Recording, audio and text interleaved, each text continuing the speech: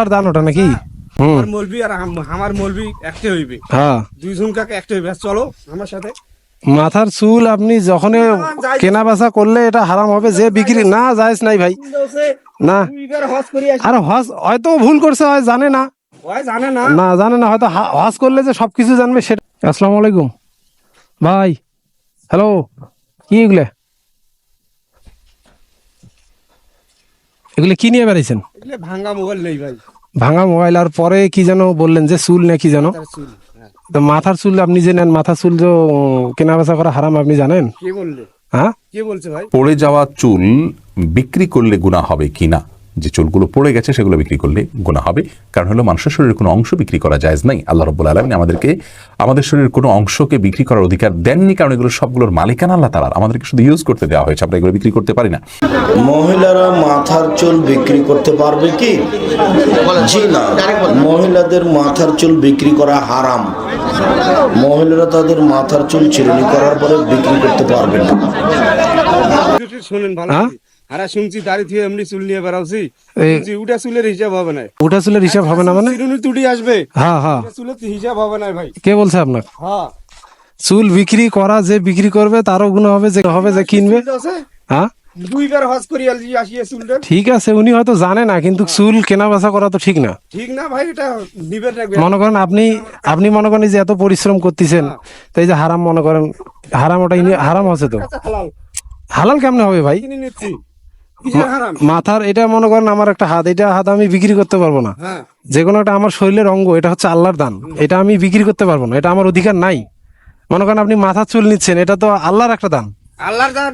যেটা চুল হয়েছে শুনেন, যেটা চুল উড়ি আসবে, চিরুনি ও চিরুনি না, ওই চুলও দেওয়া যাবে না। শুনি আমি আপনার খুদে আমি শুনছি ভাই, এই জন্য তো আপনাকে আমি কথাটা কইলাম। ভালো মলবিটাই শোনেন।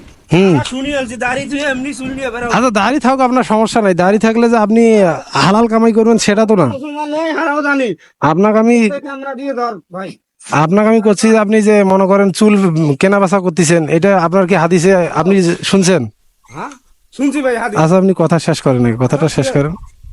আরে একটা ক্যামেরা আলা আসিয়ে কইছে চুল নেওয়া হারাম, ওই জন্য ওর সাথে মুই বুঝোছ চুল নেওয়া হারাম। হারা হাদি শুনি নেই, শুনছি হারা।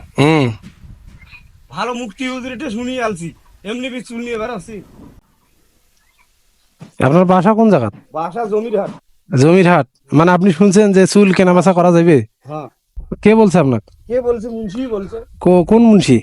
মানে ভালো করে শুনছেন? শুনছি ভাই। আপনাকে আমি ভালোর জন্য করছি। মনে করেন আপনি যে এত কষ্ট করে পরিশ্রম করতেছেন, হালাল উপার্জনটা করেন আপনি, আর উপর জানি করতে ভাই, এটা কি? এই যে এগুলা করতেছেন, এগুলো করেন, সমস্যা নেই, এগুলো আপনাদের জন্য বাধা নাই। কিন্তু মাথার চুল আপনি এটা কেনা বেচা করলে আপনি মনে করেন এটা হারাম ব্যবসা, আপনার এটা হারাম ব্যবসা হয়ে যাবে। শুনছি। এখন না, আপনি কোনটা চুল নিলে- আপনি তাহলে ভুল শুনছেন ভাই, বুঝছেন? হ্যাঁ? আর আপনাকে তো কইলাম, চুল তো আর ওটা মানুষের না, এটা তো আল্লাহর দান, ওটা নাকি? তোরা যে যাই কছেন না, তোমার মলবি আর আমার মলবি একটা হইবে। মলবি আর আমার মলবি একটা হইবে, হ্যাঁ, দুইজন কাকে একটা হইবে। চলো আমার সাথে। মাথার চুল আপনি যখন কেনা বেচা করলে এটা হারাম হবে, যে বিক্রি না জায়েজ নাই ভাই, না। দুইবার হজ করি আসি। আর হজ হয়তো ভুল করছে, হয় জানে না, ওই জানে না। না জানে না, হয়তো হজ করলে যে সবকিছু জানবে সেটা তো না ভাই। ভাই না জানলে হজ যায় ভাই, থাকিস ভাই, দেরি হচ্ছে ভাই, এটা ঠান্ডা। না ভাই, এটা কিন্তু ঠিক না ভাই। ঠিক আছে ভাই। এত পরিশ্রম করি কষ্ট করেছেন না, হালাল উপার্জন করো, তো হারাম উপার্জন করলে হবে? হ্যাঁ, তা আপনি হালাল উপার্জন করেন, এই মানুষের চুল নিয়েছেন, এগুলো তো হারাম ভাই।